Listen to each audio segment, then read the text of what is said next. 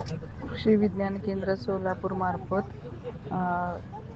खानापूर तालुका अक्कलकोट येथील शेतकरी व शेतकरी महिलांसाठी आज सुधारित शेती अवजारे या विषयीचा प्रशिक्षण कार्यक्रम अनुसूचित जमाती या प्रकल्पांतर्गत घेण्यात आला.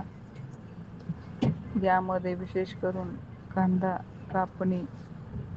पात कापणी यंत्र ह्याचे प्राध्यापक अनिता सराटे, गृहविज्ञान शास्त्रज्ञ, कृषी विज्ञान केंद्र सोलापूर यांनी याची सविस्तर माहिती दिली. तसंच याचं प्रात्यक्षिकही करून दाखवलं, जेणेकरून कांदा कापणी आपल्याला 8 तासामध्ये 2 ते 3 टन कांदा आपण कापणी करू शकतो, जे की नॉर्मल करण्याच्या 5 पटीने आपल्याला कांदा जास्त कापणी होते.